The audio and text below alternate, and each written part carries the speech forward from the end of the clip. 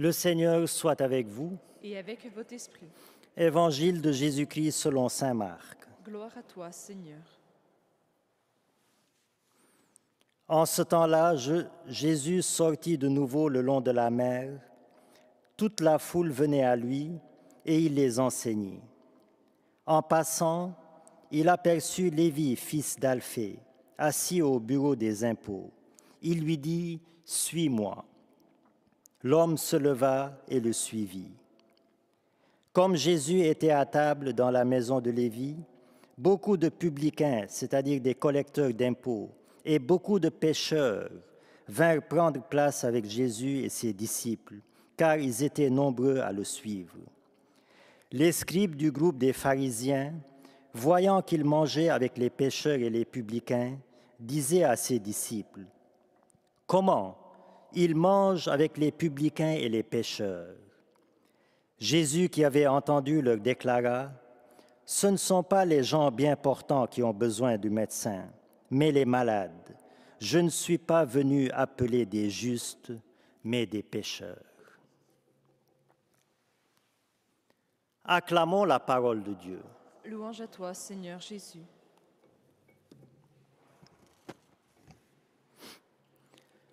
Comment il mange avec les publicains et les pécheurs, s'exclament les pharisiens, scandalisés de voir Jésus s'attabler avec des pécheurs notoires.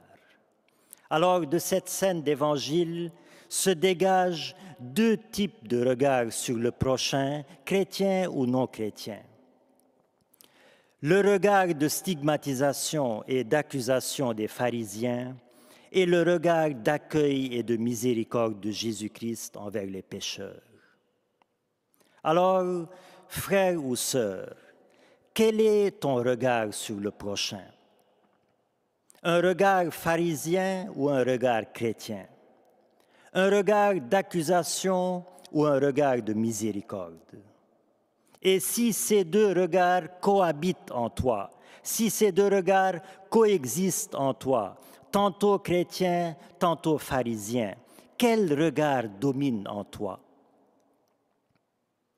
Veux-tu changer de regard ou bien t'enliser dans le regard pharisien qui, en accusant les autres, s'accuse soi-même? Car en me focalisant sur la paille qui est dans l'œil de mon prochain, j'oublie la poutre qui est dans mon œil. Mais bien sûr, changer de regard sur le prochain, ce n'est pas cautionner ou banaliser ses péchés, pas du tout. En mangeant avec les pécheurs, Jésus ne cautionne pas leurs péchés. Sa charité n'est pas une indifférence au péché, mais plutôt une porte d'entrée pour débusquer le péché et transformer le pécheur en saint, la pécheresse en sainte.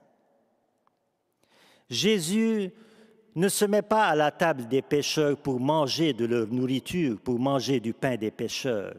Il se met à leur table pour leur donner de sa propre nourriture, pour leur donner à manger du pain de la vie éternelle. Il ne mange pas avec eux pour festoyer avec eux et pour les encourager à demeurer dans le péché. Il mange avec eux pour les préparer au festin éternel et les encourager à demeurer dans son amour. C'est dire donc, frères et sœurs, que le regard chrétien sur le prochain n'est pas un regard accusateur, ni un regard qui banalise le péché, mais un regard qui veut le salut du pécheur, un regard qui voit dans l'autre un potentiel de sainteté au comble même de sa déchéance, comme Dieu fait avec nous. Car quand bien même nous nagerions dans un océan de péché, Dieu continue à poser sur nous un regard d'amour pour transformer notre océan de péché en océan de vertu. Aucun pécheur, frères et sœurs, aucun pécheur n'est vil ou indigne aux yeux de Dieu. Aucun pécheur n'est irrémédiablement condamné. Aucun pécheur n'est à jamais perdu. Mais aucun pécheur ne doit banaliser son péché.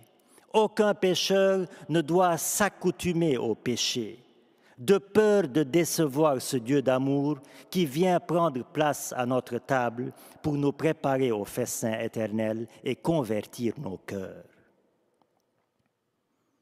Regard pharisien ou regard chrétien.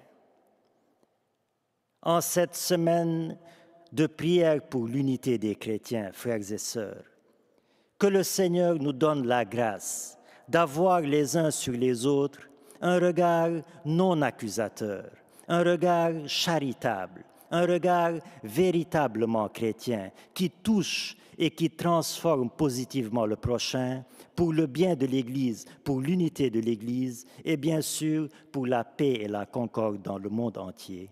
Amen.